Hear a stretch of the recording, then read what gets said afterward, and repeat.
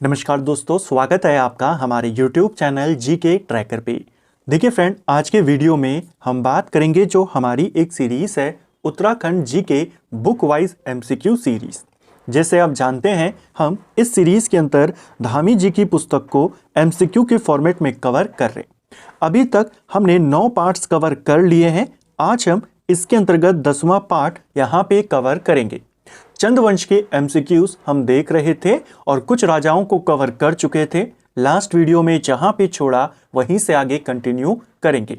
अगर आपने हमारी लास्ट वीडियोस नहीं देखी हैं तो प्लेलिस्ट में जाकर आप उनको देख सकते हैं। तो चलिए दोस्तों, आज के वीडियो को शुरू करते हैं। आज का हमारा पहला सवाल है, किस चंद शासक की हत्या रामगढ़ के स्थानीय गढ़पति गजू वाटिंगा ने कर दी थी? किस चंद शासक की हत्या रामगढ़ के गढ़पति ने करी थी? ये हुई थी हत्या भीष्मचंद की। ऑप्शन डी सही आंसर हो जाएगा। देखिए, भीष्मचंद जब राजा बनता है, भीष्मचंद लगभग 1555 के आसपास राजा बनता है। 1560 तक ये राजा रहता है। ठीक है, इसके काल में क्या हुआ, जैसे ही ये राजा बना तो 1556 में यानी अगले ही साल डोटी में इसका विरोध होना शुरू हो जाता है। विद्रोह वहां पे शुरू हो जाते हैं। ये अपने पुत्र बालो कल्याण चंद को डोटी में विद्रोह का दमन करने भेजता है। तभी जो पाली वाला क्षेत्र था, स्यूंड्रा कोट वाला क्षेत्र था, जिनको कीर्ति चंद ने जीता था, 12 मंडल में जो पड़ते थे, वहां पर भी विद्रोह हो गया। जब ऐसे विद्रोह होने लगे तब भीष्मचंद को लगा कि राजधानी एक कोने पे नहीं होनी चाहिए, राजधानी होनी चाहिए केंद्र में यानी सेंटर में। तो इसने राजधानी परिवर्तित करने का फैसला किया और अल्मोड़ा अपनी राजधानी बनाने का प्रयास किया। अल्मोड़ा में इसने किले का निर्माण किया, खगमरा कोट का किला। यहां पर इसने अपनी राजधानी बनाने का फैसला किया। जब यह पूरी प्रोसेस चल ही रही थी, इसी का फायदा वहां के एक स्थानीय खस राजा, इसको माना जाता है गढ़पति था ये रामगढ़ का, इसने भीष्मचंद की हत्या कर दी और जो राजधानी परिवर्तित करने का काम था वो पूरा नहीं हो पाया। तो इसको आपने ध्यान रखना है। और पूरे 12 मंडल पर इसने अधिकार कर लिया था। किसने? गजू वडिंगा ने। ठीक है, अगला, चंद्रवंश की राजधानी चंपावत से अल्मोड़ा किस शासक के काल में बनी? हम पूरी कहानी को लेकर के भी साथ में चलेंगे, जिससे आपके जो कॉन्सेप्ट है वो भी अच्छे से क्लियर हो जाए। अब अगली बार हो सकता है आपसे पूछ ले कि भीष्म की हत्या करने वाला जो गढ़पति था वो कहां का था? वो रामगढ़ का था। ठीक है, उसने किस क्षेत्र पर अधिकार कर लिया था? पूरे 12 मंडल को उसने जीत लिया था। ठीक है, अगला सवाल हमारा ये बना कि राजधानी चंपावत से अल्मोड़ा किसके काल में बनी? परिवर्तित करने का प्रयास तो किसने किया था? वो किया था भीष्मचंद ने, लेकिन उसकी मृत्यु हो जाती है। उसकी मृत्यु के बाद उसका पुत्र बालो कल्याण चंद राजा बनता है। ठीक है, राजा बनने के बाद सबसे पहला काम इसने जो किया कि अपने पिता की जो इसकी इच्छा थी उसको पूरा करने का काम किया। अल्मोड़ा को इसने स्थापित किया। अल्मोड़ा की स्थापना 1563 मानी जाती है। अल्मोड़ा को इसने आलम नगर के नाम से स्थापित किया था। ठीक है, इसको भी ध्यान रखेंगे। अल्मोड़ा का पुराना नाम या अल्मोड़ा का एक नाम क्या है? पहले जो रह चुका है वो आलम नगर है। लेकिन अल्मोड़ा वाले इलाके में अल्मोड़ा घास या किलमोड़ा घास ज्यादा पाई जाती है, जिस वजह से उसका नाम आलमनगर ज्यादा प्रसिद्ध नहीं हुआ, अल्मोड़ा नाम उसका चल पड़ा। ठीक है, कब इसकी स्थापना हुई? 1563 में। इसके अलावा जो गजू वडिंगा था जिसने भीष्मचंद को मारा था, उसको भी ज्यादा समय तक सत्ता नहीं रह पाई उसके पास। कल्याणचंद को जैसे ही पता चला, कल्याणचंद उसे पराजित कर लेता है, उसकी हत्या कर लेता है और वापस से 12 मंडल के इलाके में चंदों का अधिकार हो जाता है। ठीक है, लाल मंडी किले का निर्माण किस चंद राजा ने करवाया था? देखिए, लाल मंडी किले का निर्माण बालो कल्याण चंद ने करवाया। ऑप्शन बी सही आंसर होगा। कुमाऊं के कुछ इंपॉर्टेंट किले हैं, खासकर जो चंद राजाओं से जुड़े हुए हैं, जैसे मल्ला महल किसने बनवाया? आगे हम देखेंगे, रुद्रचंद ने। खगमरा का किला भीष्मचंद ने बनवाया। लाल मंडी का किला कल्याणचंद यानी बालो कल्याणचंद जो है इसने बनवाया। चंपावत में राजबोंगा का किला है, वो किसने बनवाया? वो बनवाया सोमचंद ने। ठीक है, ये कुछ इंपॉर्टेंट किले जो पूछे जाते हैं। ठीक है, किस चंद शासक ने गंगोली के मणकोटी राजा नारायण चंद को हराकर गंगोली को अपने राज्य में मिलाया था? गंगोली में मणकोटी राजाओं का शासन था। नारायण चंद वहां पे शासन कर रहा था। जब बालो कल्याण चंद राजा बना तो उसको उस समय यह पता चला कि गंगोली में अभी अव्यवस्था फैली हुई है। उसी अव्यवस्था का लाभ बालो कल्याण चंद ने उठाया, गंगोली के ऊपर आक्रमण किया और गंगोली को अपने राज्य में मिला लिया। तो गंगोली जीतने वाला राजा कौन था? बालो कल्याण चंद। किन राजाओं को हराया? तो मणकोटी राजा जो था नारायण चंद, उसे पराजित किया। ठीक है, निम्न कथनों पर विचार करें और सही कथन को चुनें। पहला, बालो कल्याण चंद की पत्नी डोटी के राजा हरिमल की बहन थी। पहला कथन आपका बिल्कुल सही है। देखिए, बालो कल्याण चंद का विवाह हुआ था डोटी के राजा शोभामल की पुत्री के साथ। शोभामल की जो पुत्री थी उसी का एक भाई था हरिमल, जो आगे जाकर डोटी का राजा बनता है। ठीक है, कुछ जगहों पर हरिमल को ही डोटी का शासक कहा गया है क्योंकि आगे जाकर यही राजा बना। राजा बालो कल्याण चंद ने रानी के माध्यम से रेगा राजा से सिरा क्षेत्र दहेज में देने का कहा, लेकिन उसने मना कर दिया। ये जो हरिमल था ये डोटी का राजा था। ठीक है, डोटी के ही अधिकार में जो सौर क्षेत्र था पिथौरागढ़ वाला इलाका और जो सिरा वाला क्षेत्र था डिगड़ी हाट वाला इलाका, ये पड़ते थे। जब कल्याण चंद ने दहेज के रूप में सिरा राज्य यानी डीडीहाट वाला इलाका मांगा तो डोटी के राजा ने कहा कि सिरा मेरा सिर है, उसको देने से उसने मना कर दिया। बदले में सौर का जो क्षेत्र था वो दे दिया, लेकिन बालो कल्याण चंद को क्या चाहिए था? सिरा, जो उसको नहीं मिला। ठीक है, बालो कल्याण चंद ने सिरा पर आक्रमण किया लेकिन पराजित हुआ, ये वाला भी सही है। जब उसको सिरा राज्य नहीं मिला तो उसने वहां पे हमला किया लेकिन हरिमल से पराजित हो गया। तो यहां पर आपके तीनों के तीनों स्टेटमेंट सही हैं। यहां पे सही आंसर क्या होगा? Option D. इसको आपने ध्यान रखना है, कई बार क्वेश्चन ऐसे ही आपसे कथनों में पूछ लेता है कि किसकी जो रानी थी वो डोटी के राजा की बहन थी, कौन सा राज्य मांगा गया था, कौन सा राज्य नहीं दिया गया, ये सारी बातें। ठीक है, अगला, किस चंद शासक के बारे में कहा जाता है कि उसने रामदत्त साधु के कहने पर बालेश्वर में खुदाई की जहां से विशाल शिवलिंग प्राप्त हुआ था? देखिए, यह कहा जाता है रुद्रचंद के बारे में। रुद्रचंद ने एक साधु थे इसके दरबार में, इसके काल में रामदत्त साधु, इनके कहने पर बालेश्वर में खुदाई का काम किया। यहां से एक विशाल शिवलिंग इसको प्राप्त हुआ जिसे बालेश्वर मंदिर में ही रुद्रचंद ने स्थापित किया। अब सवाल एग्जैक्ट ऐसा नहीं बनेगा, सवाल ऐसा बन सकता है कि बालेश्वर मंदिर में खुदाई से प्राप्त शिवलिंग किसने स्थापित किया है, तब आपको पता होगा रुद्रचंद। अब आपको उसकी बैक स्टोरी भी पता है कि किसके कहने पर वो खुदाई का काम हुआ था? रामदत्त साधु। ठीक है, फिर बाद में इस मंदिर का जो पूरा पूजा पाठ का काम था वो इन्हीं रामदत्त साधु को दिया गया और सभी जो आसपास के गांव थे उनको यह आदेश दिया गया कि एक एक नाली अन्न सभी लोग मंदिर व्यवस्था के लिए दान में देंगे। ठीक है, अगला, किसके शासनकाल में हुसैन खान टुकड़िया ने तराई क्षेत्र पर अधिकार कर लिया था? देखिए, हुसैन खान टुकड़िया यह एक मुगल सरदार था। इसने रुद्रचंद के काल में तराई क्षेत्र पर अधिकार कर लिया था। बेसिकली शाहजहांपुर का यह मुख्य रूप से नवाब था। जैसे ही रुद्रचंद गद्दी पर आता है यह तराई क्षेत्रों पर लगातार हमले करने शुरू कर देता है, तराई क्षेत्र पर पूरा अधिकार कर लेता है।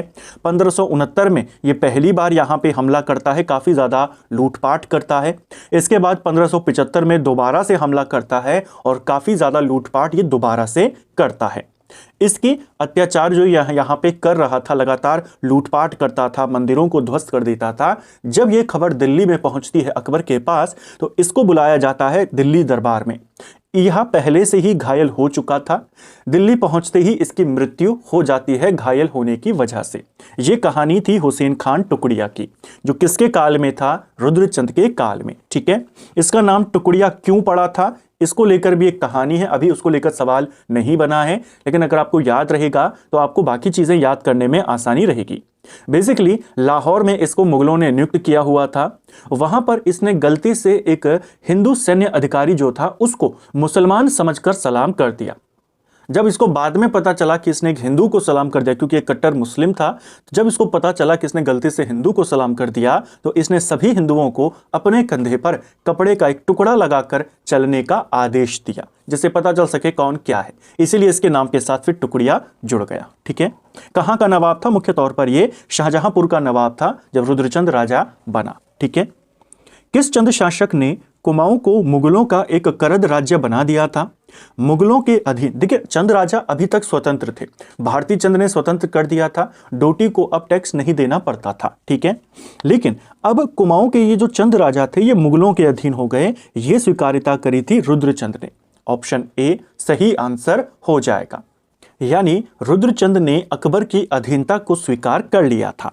अकबर की अधीनता को इसने 1587 में स्वीकार किया और 1588 में अकबर के साथ लाहौर में इसकी मुलाकात भी होती है। क्वेश्चन बनता है कि किस वर्ष इनकी मुलाकात हुई थी, तो आप कहेंगे 1588 में लाहौर में हुई थी। अकबरनामा में इस मुलाकात का उल्लेख किया गया है। इसमें बताया गया है कि कुमाऊं का राजा यानी पहाड़ों का राजा अकबर के लिए तिब्बती याक लेकर आया था और इसके अलावा हिरनों की खाल यहाँ पर गिफ्ट में लेकर आया था, ठीक है।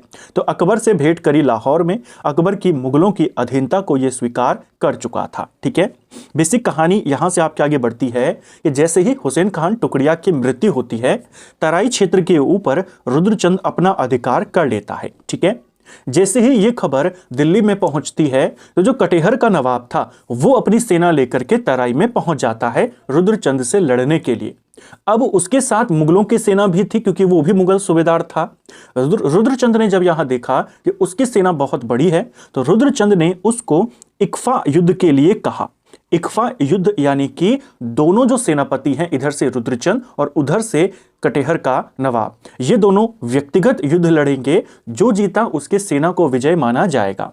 तो इक्फा युद्ध किस किस के मध्य में हुआ, तो आप कहेंगे रुद्रचंद और कटेहर के नवाब के मध्य में। कटेहर के नवाब को यह हरा देता है। जब यह खबर अकबर के पास जाती है तो वह रुद्रचंद को मिलने के लिए बुलाता है। रुद्रचंद को और कुमाऊं की सेना को फिर नागौर की लड़ाई में भेजा जाता है। वहां पर भी वे काफी ज्यादा बहादुरी से लड़ते हैं। इससे खुश होकर अकबर रुद्रचंद को 84 माल का परगना यानी कि जो पूरा तराई भावर वाला इलाका था उसे प्रदान कर देता है।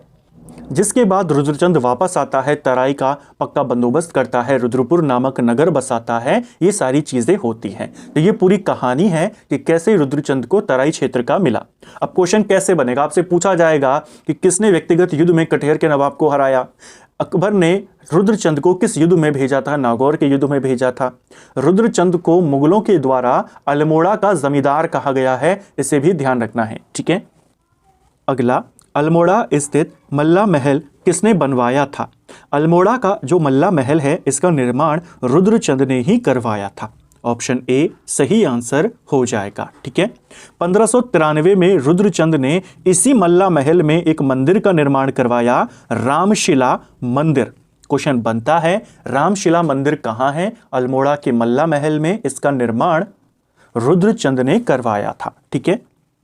निम्न कथनों में से सही कथन कौन सा है। पहला, रुद्रचंद ने पुरुषपंत को सेनापति बनाकर सिरा पर 3 बार आक्रमण किया और हर बार पराजित हुआ। क्या यह सही है। पुरुषपंत या पुरुषोत्तम पंत या पुरखू पंत, अलग अलग नाम इसको दिए गए हैं, सारा नाम जो है वो एक ही व्यक्ति का है, ठीक है। ये जो पुरुषोत्तम पंत था, मणकोटी जो राजा थे जिनको गंगोली में हराया था कल्याण चंद ने, उन्हीं राजाओं का एक सेनापति था, ठीक है। रुद्रचंद अपने पिता की इच्छा यानी सिरा राज्य को प्राप्त करना इसको प्रयास करता रहा। जब भी आक्रमण करता हार जाता। उसको बताया गया फिर कि ये जो पुरुषोत्तम पंत है काफी एक्सपीरियंस आदमी है, इसको बुलाया जाए। इसको बुलाया जाता है, 3 बार ये आक्रमण करता है, तीनों बार ये असफल हो जाता है, ठीक है। तो ये आपका सही है। चौथी बार सिरागढ़ के साथ ही जौहार, दारबा, अस्कोट क्षेत्र भी रुद्रचंद के अधीन हो गए, ये वाला भी आपका सही है। जब 3 बार पुरुषोत्तम पंत हार जाता है, यहां पे पराजित हो जाता है, तब ऐसी कहानी चलती है कि एक स्थानीय महिला ने पुरुषोत्तम पंत को बताया कि सिरागढ़ जो सिरा क्षेत्र है वहां पर जिस रास्ते से पानी जाता है और जिस रास्ते से खाद्यान्न सामग्री जाती है, आप उनको बंद कर दीजिए। जब अंदर खाने पीने का सामान नहीं जाएगा, सिरा राज्य अपने आप हार मान लेगा। पुरुषोत्तम पंत फिर ऐसा ही करता है, चौथे बार में प्रयास करता है, आने जाने के सारे रास्ते बंद कर देता है। हरिमल को अंततः सिरा छोड़ना पड़ता है, उसकी हार होती है और सिरा किसके अधिकार में चला जाता है, रुद्रचंद के अधिकार में। सिरा के साथ साथ जौहार क्षेत्र, दारमा, अस्कोट, ये सारे क्षेत्र भी रुद्रचंद के अधिकार में आ जाते हैं। सिरा से जो दस्तावेज मिलते हैं उसमें यह जानकारी मिलती है कि सिरा में विधिवत भूमि बंदोबस्त भी करवाया था रुद्रचंद ने, ठीक है। तो यहां पर आपको पूछा है कौन सा सही है, दोनों आपके सही हो जाएंगे। बधानगढ़ का युद्ध कब लड़ा गया था? देखिए, बधानगढ़ का युद्ध, इसे ग्वालदम का युद्ध भी कहते हैं। ग्वालदम का युद्ध 1581 में लड़ा गया। कुछ जगहों पे दिया है कि यह युद्ध 1591 में लड़ा गया। आपने पहला रेफरेंस 1581 को ही देना है, ठीक है।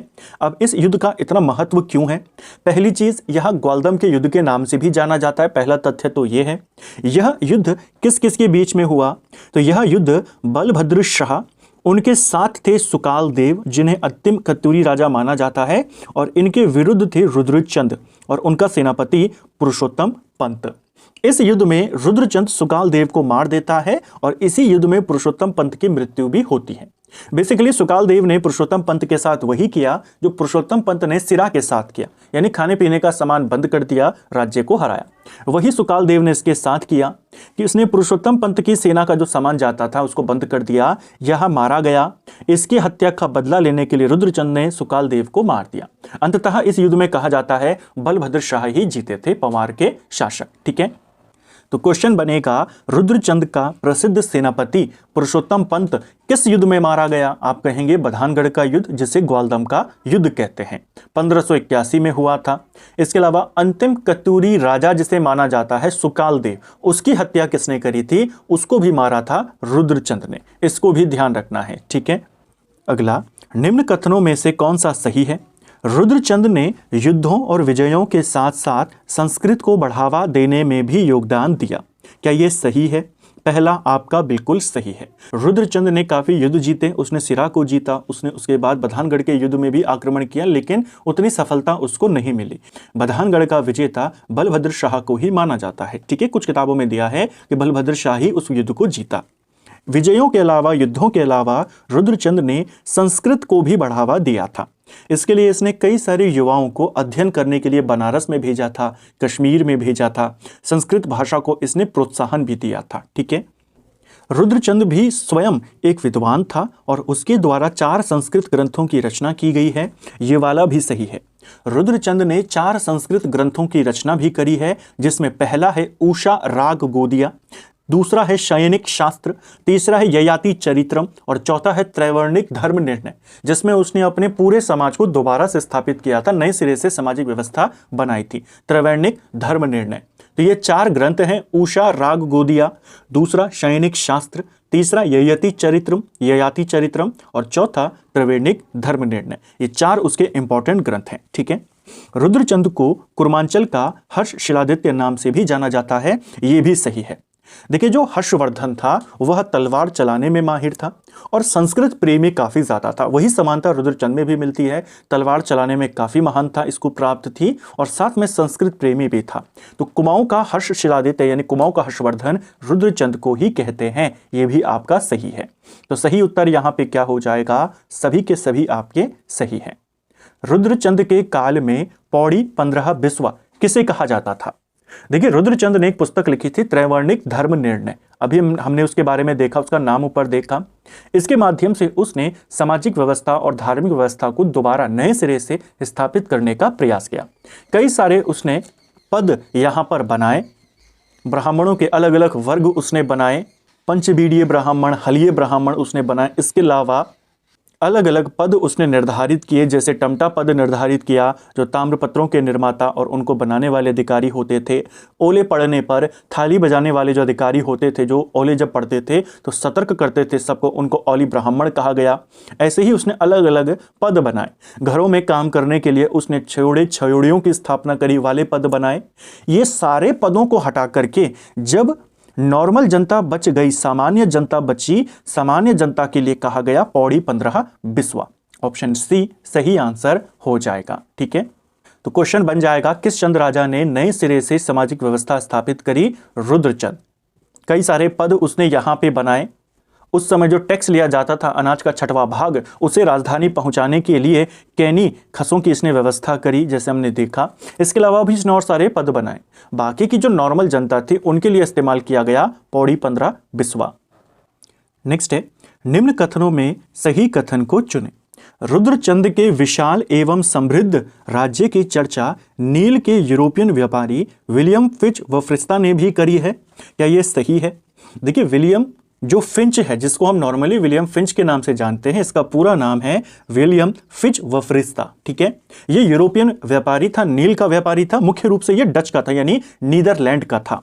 इसने रुद्रचंद के समृद्ध राज्य की, उसके विशाल साम्राज्य की चर्चा करी है।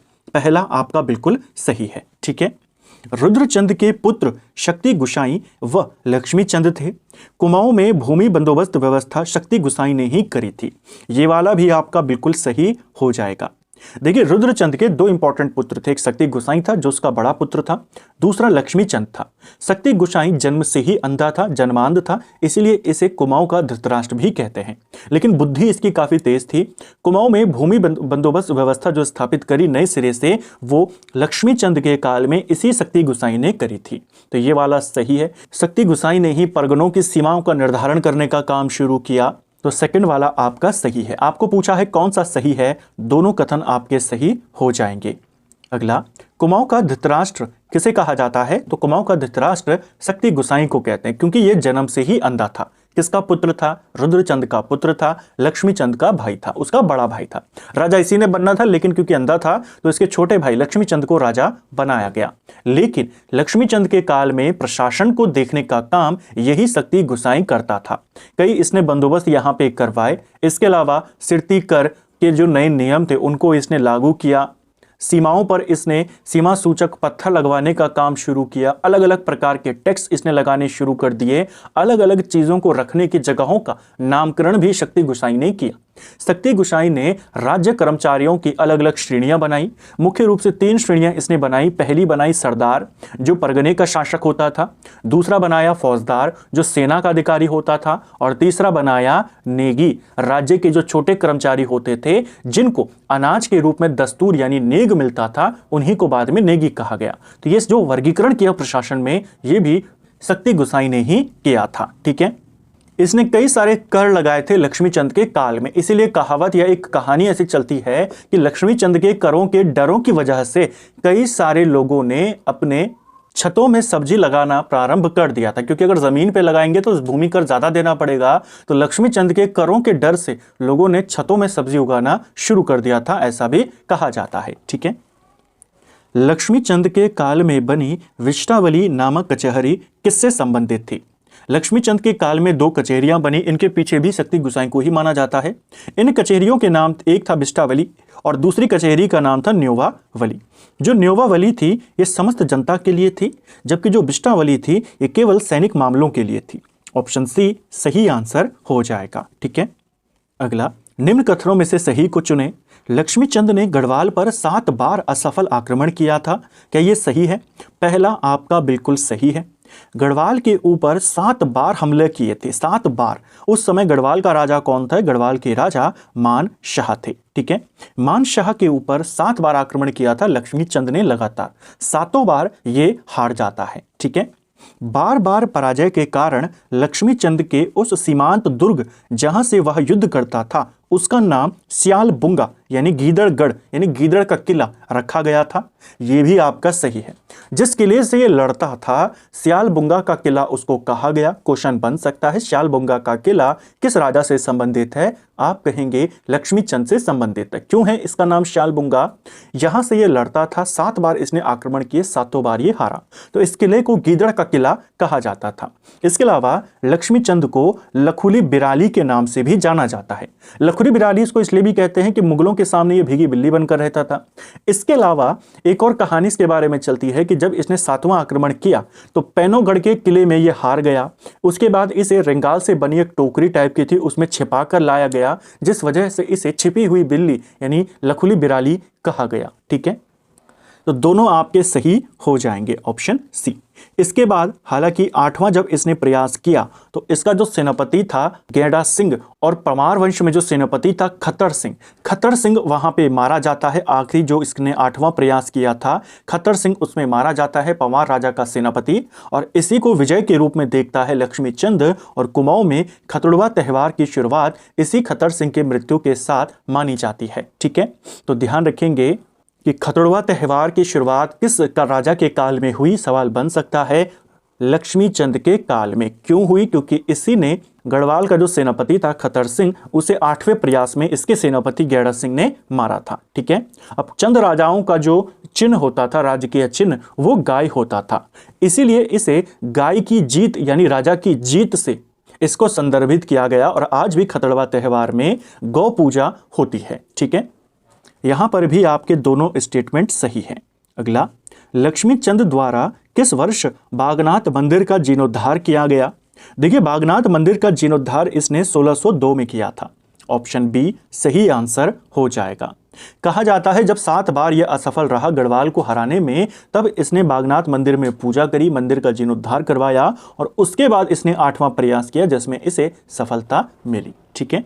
इसके अलावा इसने कई सारे बगीचे भी लगवाए, कई सारे मंदिरों का निर्माण भी इसने करवाया, लेकिन उतना डीप में नहीं जाता। सिर्फ इतना याद करिए, बागनाथ मंदिर का जीर्णोद्धार किसने करवाया? तो आप कहेंगे लक्ष्मी चंद ने। ठीक है। अगला, निम्न कथनों में से सही कथन को चुनें। लक्ष्मी चंद ने 2 बार मुगल दरबार में जहांगीर के पास उपस्थित होकर पर्वतीय क्षेत्र की विभिन्न वस्तुएं उसे प्रस्तुत करी थी। कि ये सही है आपका? पहला आपका बिल्कुल सही है। जो लक्ष्मी चंद था ये मुगल दरबार में गया था, 2 बार ये मुगलों से मिला था। पहली बार ये लगभग 1612 के आसपास, दूसरी बार 1620, कुछ जगहों पे 1621 भी है। आपने दोनों को ध्यान रखना है। पहला रेफरेंस आप 20 को दे सकते हैं क्योंकि 1621 में जहांगीर खुद उत्तराखंड में आया था। ठीक है। तो 1620 में इसकी मुलाकात हुई होगी ऐसा माना जाता है। तो यह 2 बार मुगलों से मिला था, जहांगीर के दरबार में गया था 1612 और 1620। तुजुक ए जहांगीरी में लक्ष्मी चंद को सबसे धनी राजा बताया गया है और इसके पर्वतीय क्षेत्र में सोने की खानों का भी वर्णन है। एक क्वेश्चन आया था पेपर में, तुजुक ए जहांगीरी में किस चंद राजा का उल्लेख है? लक्ष्मी चंद का। ठीक है। इसमें इसके राज्य में सोने की खान मौजूद है, इस बात का वर्णन भी तुजुक ए जहांगीरी में किया गया है और इसको सभी राजाओं में सबसे धनी राजा बताया गया है। यहां पे आपके तीनों के तीनों स्टेटमेंट सही हो जाएंगे। ठीक है। अब यहां से आपके सवाल कैसे बन सकते हैं? सवाल बन जाएगा, लक्ष्मी चंद पहली बार मुगल दरबार में कब गया, दूसरी बार कब गया, जहांगीर किस वर्ष में हरिद्वार में आया था यानी उत्तराखंड में आया था, इस तरह के सवाल। ठीक है। अगला, क्षय रोग से मरने वाला चंद राजा कौन था? देखिए, लक्ष्मी चंद के 4 पुत्र थे। 4 पुत्रों में एक पुत्र का नाम था इसके दिलीप चंद। ठीक है। दूसरे का नाम था त्रिमल चंद, तीसरे बेटे का नाम था नारायण चंद और चौथे का नाम था नीला गुसाई। आगे जो कहानी जाती है चंद वंश की इन चारों से जुड़ी हुई है। लक्ष्मी चंद के बाद जो राजा बनता है इनका नाम था दिलीप चंद।